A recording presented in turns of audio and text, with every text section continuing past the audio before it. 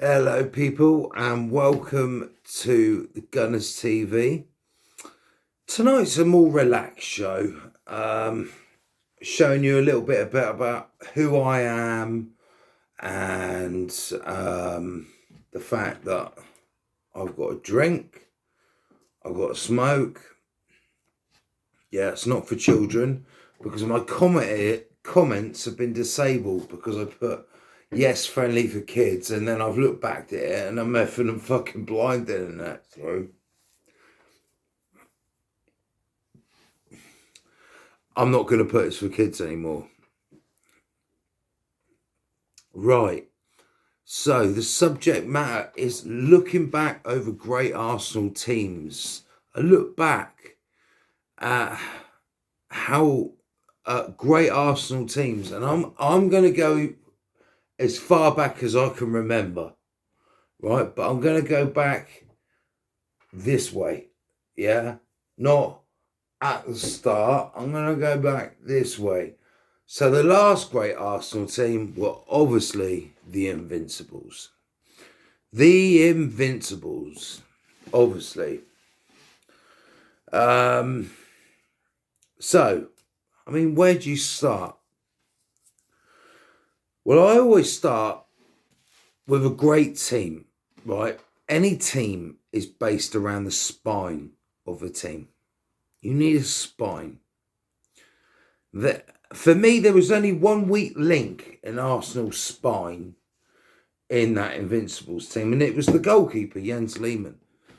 I don't give a shit what Jens Lehmann has to say, but he had a mistake in him, now and then. But, he was good enough to bring us home the title unbeaten. So, whatever you say, David Seaman couldn't do that, but, that wasn't David Seaman's fault. It was the players in front of him as well. But I was gutted it wasn't Seaman, but, so let's have a look at the general starting lineup of that Arsenal team. So it would have been Jens in goal, as the Sun famously quoted him after his save in the Champions League 2006 final. Genius, after he saved Raquelme's penalty away at Villarreal. Genius, Lehmann, genius, absolutely brilliant.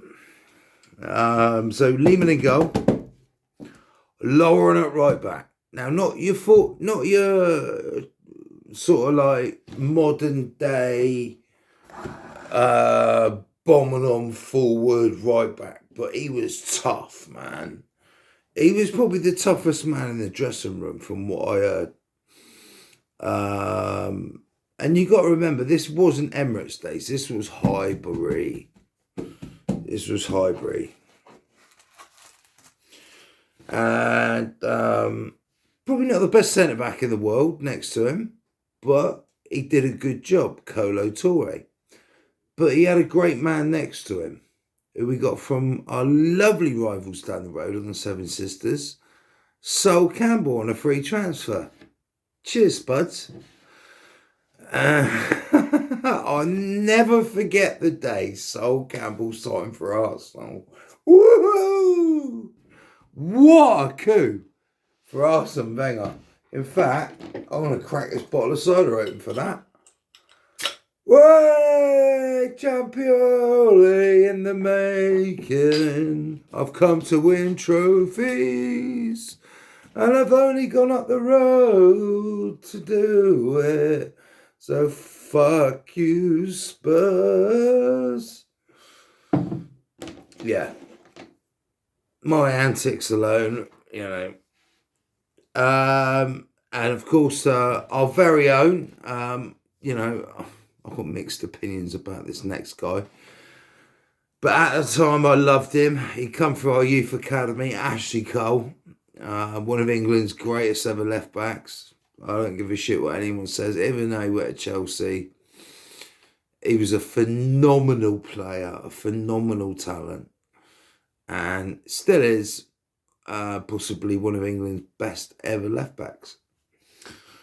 So now we go into midfield. That's where it gets interesting.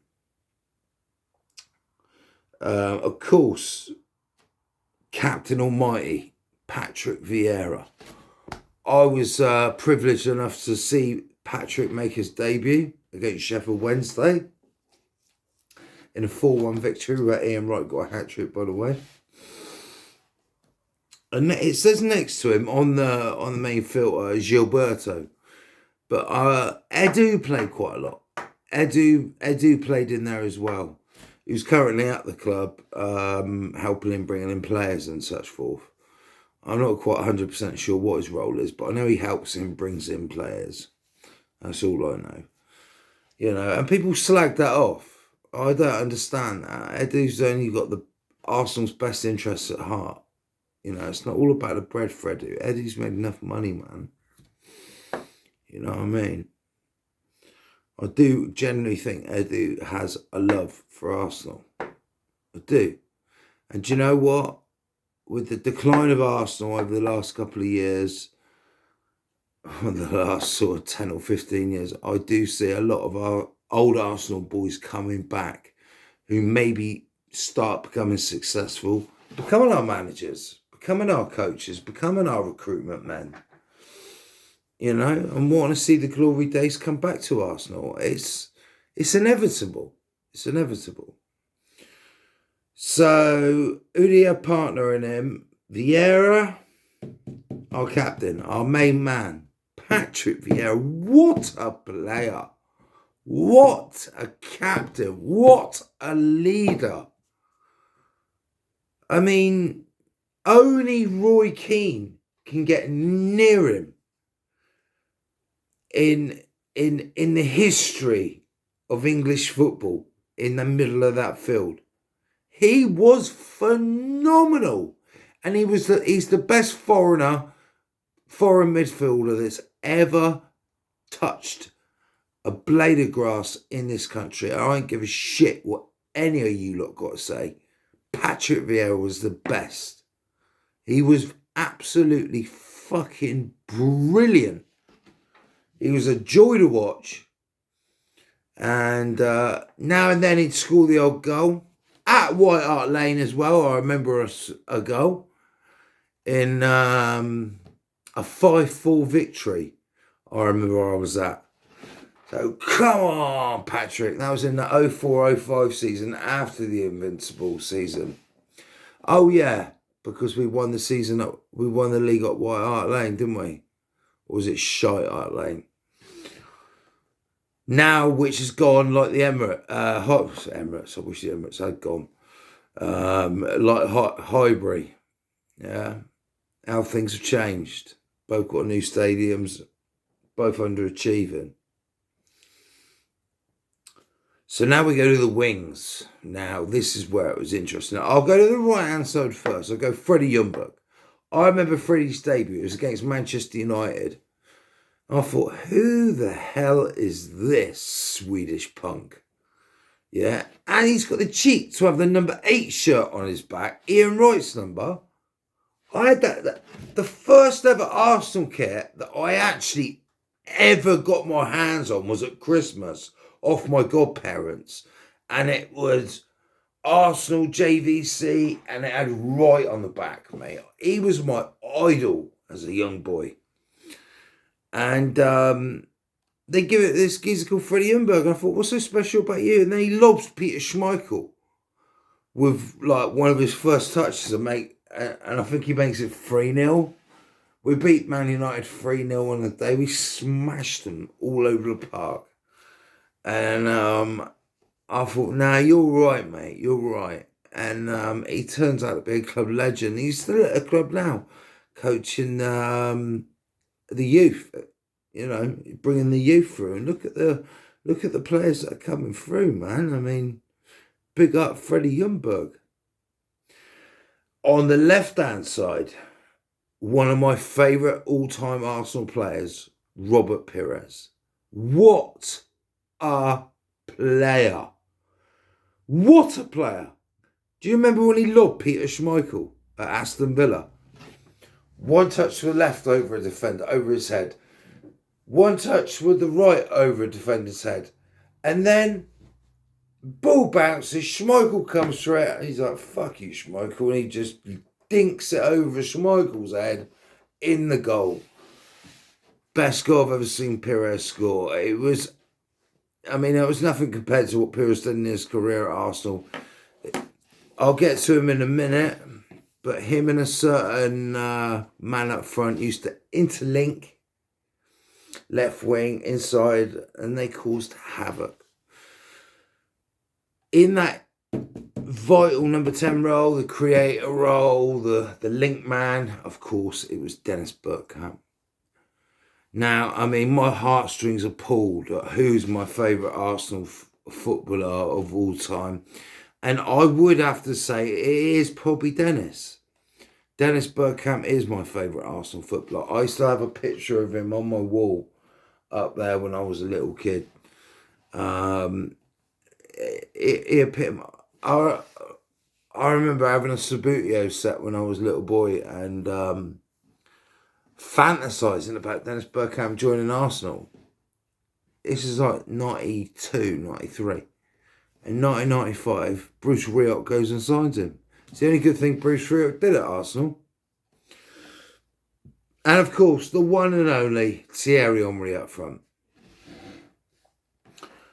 And I don't really have to say anything about Henry, do I? Do I really have to go into Thierry Henry? The greatest striker that the Premier League's ever seen, by far. His assists, his goals, his talent, his pace, his skill. It's never been seen before. How he didn't win a Ballon d'Or and Pavel Nedved nicked it off him, I will never, ever, ever, ever know. But the way Henry and Pires used to link up together was very special. Very special indeed. And they're a joy to watch. A joy to watch. I'm not going to go too much into the substitutes. We had a young Robin van Persie.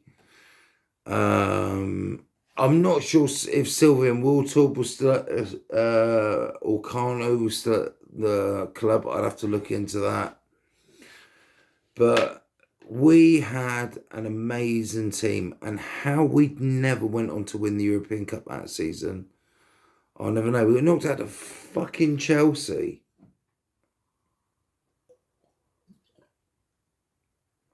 Wayne Bridge. I'll never forget it at the clock end.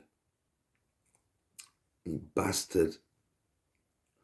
But we didn't play well enough for the night, and Chelsea took advantage of it. And I'm still gutted they're the first London club ever to lift the European Cup. But I say, we will be the second. We will get in there before any other London club. I'm telling you now. Anyway, the Invincibles, yes, they are on the eye the greatest ever Arsenal team. Statistically, the greatest ever Arsenal team. But I have got other Arsenal teams I want you to talk about. The 2002 double winning team, the 98 double winning team, the Arsenal team of that won the Cup Winners' Cup in 94. The Arsenal team that won the double in the Cups in 93. The Arsenal team that won the league in 91. The Arsenal team that won the league in the last minute at Anfield in 98, in 89. Yes, that's how fucking old I am. And I was a little boy at the time. And Italia 90 straight after. You couldn't get any better, mate. Yeah, welcome to the world of football. And I was completely boom. I hated football when I was a little kid. Until I started playing it at school. And my stepdad he had it on the telly. I said, what you got this crap on for? He said, start playing it at school and, he goes, you'll realise what a good game it is. One day it just went bang, click. I just fell in love with the game, man, and I always have been in love with the game. I mean, I've had some bad things happen to me in the last couple of years, last 10 years. Some tragic deaths, especially last year I lost my dad, but, you know, football is in my heart and it always will be to the day I die. And Arsenal will be. I absolutely adore Arsenal Football Club, and I just wish that if I had one question for Arsene Wenger, is why did he dismantle this Invincibles team so quickly? You know, even with a weakened Invincibles team, why did he dismantle it after getting to the Champions League? We almost won the European Cup. Barcelona couldn't get the fucking ball off us until we went down to 10 men. Yeah, they might have scored. So what? We would have come back. We were all over them, man. So it pisses me off. But that's my Invincibles talk. I will have a rating. I'll have a chart of what team I think is the best ever Arsenal team that I've ever seen.